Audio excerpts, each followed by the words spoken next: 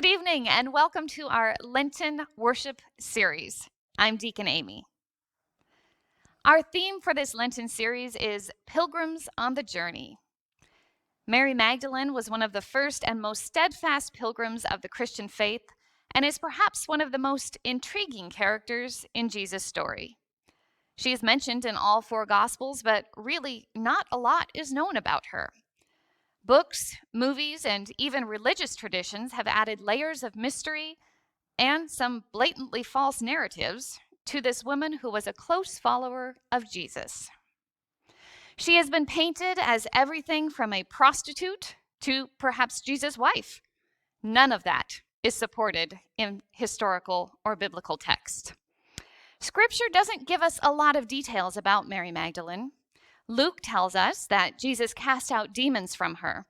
This could be referring to a variety of physical ailments, and no more details are available. She is frequently grouped together with a number of women who were followers of Jesus and who reportedly provided for Jesus and his disciples. She is one of the few women in this group who is actually named, a fact which indicates that she was important. When Jesus was arrested, his closest disciples scattered. Judas betrayed him. Peter repeatedly denied knowing him, and the others went into hiding. The women, however, including Mary Magdalene, were with him at the cross. They did not abandon Jesus, even when the others were ruled by fear.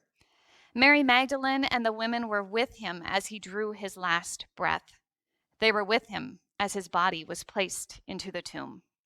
On Sunday morning, Mary Magdalene went to the tomb to show her love and devotion for Jesus by preparing his body in the proper way. She was devastated to find the empty tomb, certain that his body had been taken by his enemies.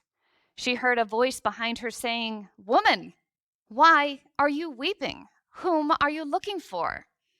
Mary did not recognize Jesus, but assumed that he was a gardener. She pleaded for him to tell her where Jesus' body had been taken. Jesus said to her, "Mary." Can you imagine the shock and joy that she felt when Jesus called her by name?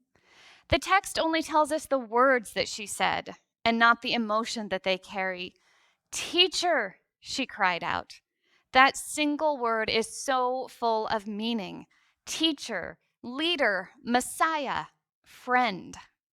Jesus directed her to share the news of his resurrection with the others, and she did not hesitate. She did not question. She did not waver in fear. She went and did as he asked. Although we don't read about it in Scripture, early Christian manuscripts tell us that Mary Magdalene became one of the leading apostles in the Christian movement following the death and resurrection of Jesus. It is said that her evangelism rivaled that of Peter. Mary let nothing slow her in her drive to spread the good news. I'd like to be like Mary. I'd like to hear God calling my name, to push past any fear and hesitation. I'd like to be bold in my faith, just as she was, living out the gospel everywhere I go. Let's listen now as Carl sings, "Will you come and follow me if I but call your name?"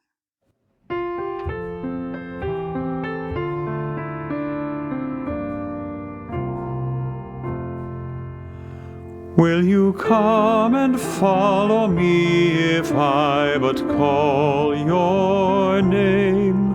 Will you go where you don't know and never be the same?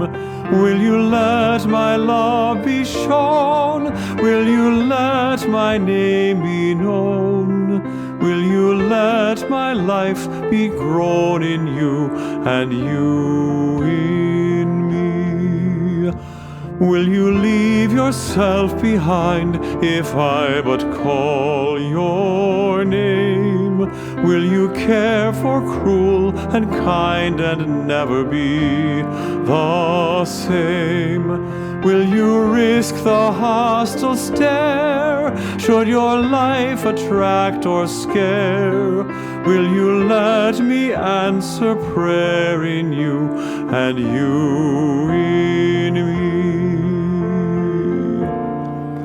Will you let the blinded see if I but call your name?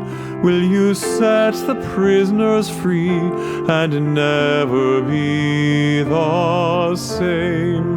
Will you kiss the leper clean and do such as this unseen and admit to what I mean in you and you in me? Will you love the you hide if I but call your name? Will you quell the fear inside and never be the same? Will you use the faith you found to reshape the world around? Through my sight and touch and sound in you and you in me.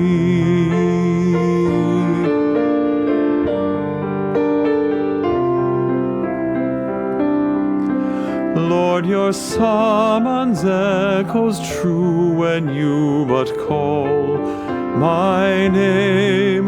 Let me turn and follow you and never be the same. In your company I'll go where your love and footsteps show. Thus I'll move and live and grow in you and you in me.